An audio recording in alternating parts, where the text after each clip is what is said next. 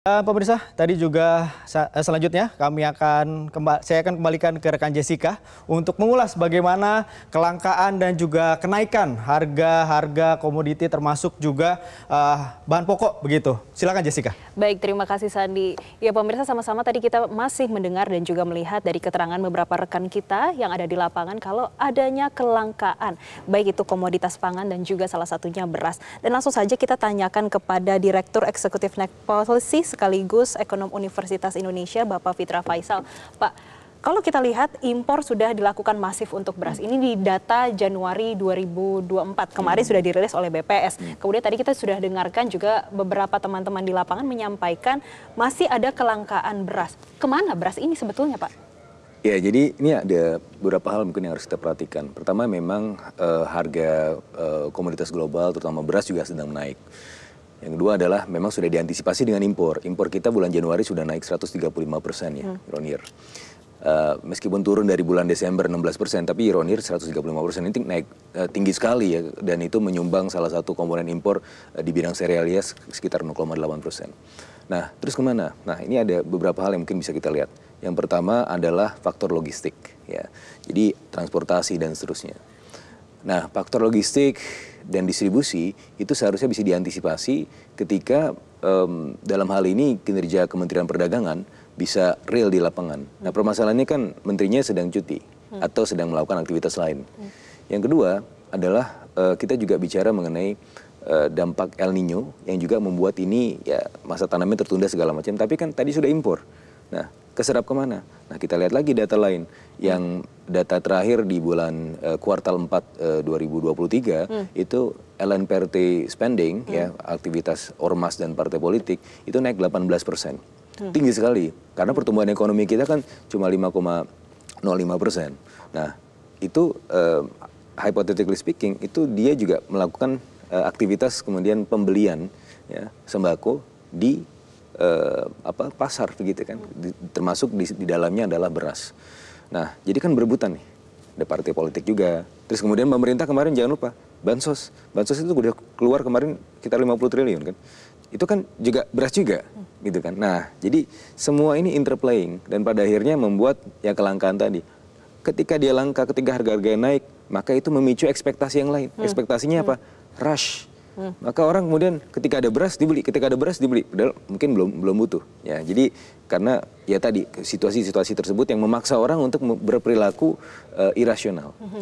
Ditambah lagi ada kemungkinan kartel.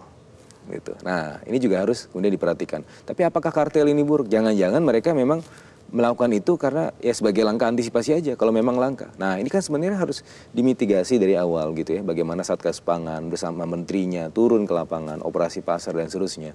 Ya permasalahannya kan kemarin saya juga sepakat tadi ada kutipan dari salah satu pejabat, ini lagi pesta demokrasi. Ya secara implisit dibicara bahwa ya menterinya lagi nggak di tempat gitu. Pak, tadi Bapak menyampaikan LNPRT ini 18% ya, meskipun ini maksud kami ini ada kenaikan yang cukup signifikan.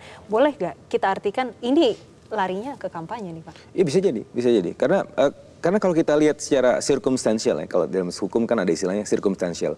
Ini timeline-nya sama, terus kemudian kejadiannya kemudian bisa jadi dipicu ini, tapi belum tentu gitu kan. Ya, karena kita masih menduga-duga nih kenapa sih. Jadi interplaying.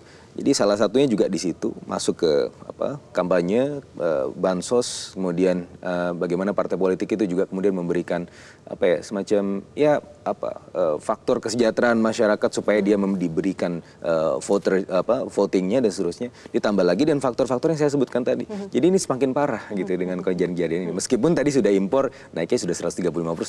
Sudah impor 135%. Kemudian tadi Bapak menyampaikan ada faktor lain yaitu El Nino. Sebetulnya El Nino ini kan sudah bisa diantisipasi dan dilihat dari beberapa bulan sebelumnya. Kenapa baru masifnya sekarang ini, Pak?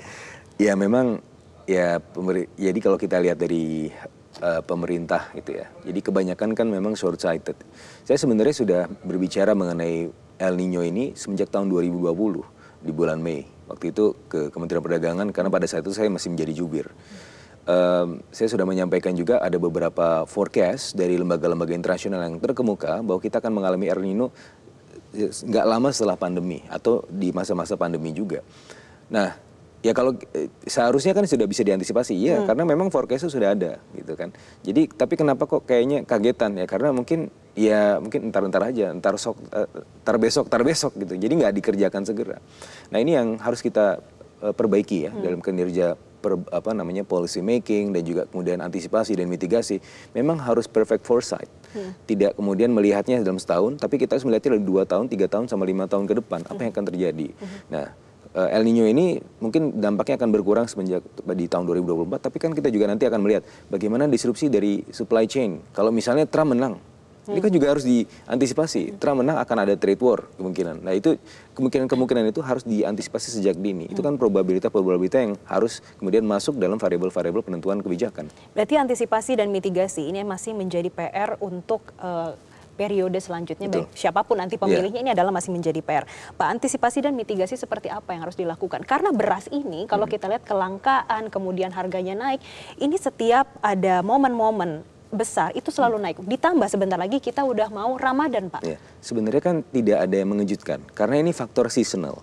Nah makanya kalau faktor seasonal seharusnya kan sudah bisa diduga gitu. Apalagi ini masuk pesta demokrasi, ada Ramadan segala macam, tambah El Nino. Loh kenapa nggak sebelum-sebelumnya gitu kan. Nah mungkin pemerintah juga melihat bahwa sebenarnya impor beras kita udah banyak banget ya. Cuma mungkin impor saja nggak cukup. Karena ketika kita impor, ini nanti distribusi di lapangan kan juga harus diantisipasi. Nah ketika itu nanti berebutan di lapangan seperti yang kita lihat di awal kuartal ini, nah itu mungkin suatu yang belum dilihat oleh pemerintah ya, karena ya bagaimana tadi ya, partai politik, ormas dan juga bahkan pemerintah sendiri juga mengeluarkan bansos, itu kan juga kemudian memperparah keadaan gitu. Jadi ya bansosnya impornya masuk, tapi yang keserap di mana? Ya di aktivitas-aktivitas itu. Nah sekarang siapa yang menderita? Yang menderita adalah middle class. Kenapa? Jadi begini, kita kan impor beras. Terus kemudian dipakai pemerintah untuk bansos, dipakai partai politik untuk disebar-sebar.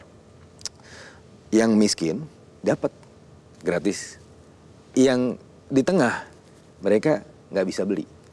Padahal mereka 40% yang di tengah ini, kelompok income 40% di tengah yang biasa kita sebut sebagai middle class, itu mengalami net welfare gain yang negatif selama 5 tahun terakhir. Nah makanya mereka ini seperti nggak ada yang ngurusin. Jadi pemerintah fokus ke yang paling bawah, which is good. Ya, tetapi kita juga harus perhatikan apa dampaknya atau implikasinya buat kelas menengah.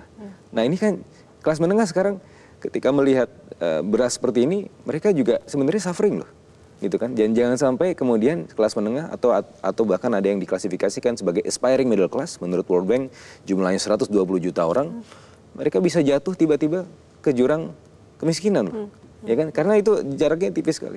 Mereka baru merangkak dari garis kemiskinan menuju kelas menengah, tetapi diganggu oleh volatilitas seperti ini. Nah, itu juga harus mampu diantisipasi oleh pemerintah. Makanya kalau kita bicara mengenai data terpadu kesejahteraan sosial, itu kemudian harus tidak hanya top down, tapi juga bottom up. Bagaimana ada sistem pelaporan dari middle class juga yang merasa income-nya terganggu, mungkin bisa lapor kepada pemerintah. Jadi kebijakan yang diambil harusnya seperti apa, Pak? Jangan sampai ternyata bansos ini hanya membantu yang di masyarakat kelas bawah, tapi yang menengah nanti jatuh menjadi kelas miskin juga begitu, Pak. Iya, jadi memang harus holistik melihatnya begitu ya. Di satu sisi memang kita harus care terhadap masyarakat menengah ke bawah, karena itu adalah kewajiban konstitusional. Tapi jangan dilupakan juga di kelas menengahnya. Nah, kelas menengah tentunya tidak diberikan bansos.